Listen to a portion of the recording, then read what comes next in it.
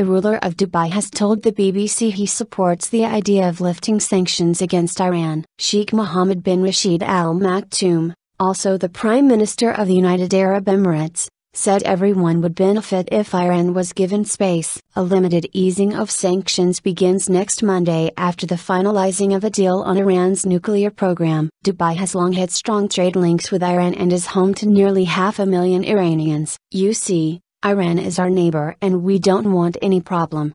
Lift their sanctions and everybody will benefit, Sheikh Mohammed said. I talked to Ahmadinejad and he said if I send a rocket to Israel, how many Palestinians will I kill? Sheikh Mohammed bin Rashid Al Maktoum, Emir of Dubai. Gulf states divided over Iran. A road trip with a sheikh. Iran has agreed to allow regular inspections of its nuclear facilities in return for the easing of sanctions. It has always denied assertions by the West that it is trying to produce nuclear weapons. However, Israel has not ruled out taking military action to stop Iran developing a nuclear capability. Tougher embargoes. Sheikh Mohammed said former Iranian President Ahmadinejad had reassured him that Tehran had no intention of building a nuclear weapon. I think that they're telling the truth when they say, the nuclear program is just for civilian power, he said. I talked to Ahmadinejad and he said if I send a rocket to Israel, how many Palestinians will I kill? And then the US and Europe will destroy my cities. I'm not crazy to go for that. It's a weapon of the past. Analysts say Iran has long used Dubai,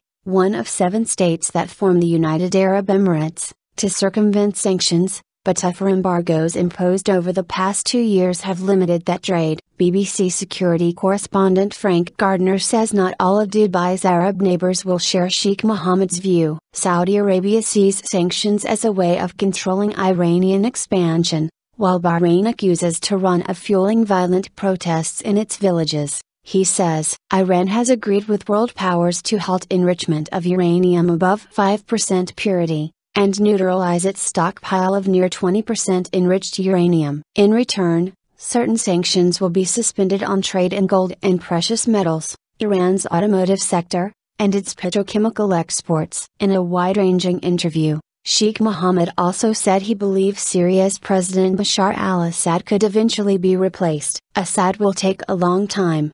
But if you kill your people, if you can't stay, eventually he will go, he said. Sheikh Mohammed also said he hoped that Egypt's army chief Abdel Fattah al-Sisi will not run for the presidency. The military toppled Islamist President Mohamed Morsi in July. Elections are scheduled to take place by the autumn of 2014. I hope he stays in the army and someone else stands for the presidency, Sheikh Mohammed said.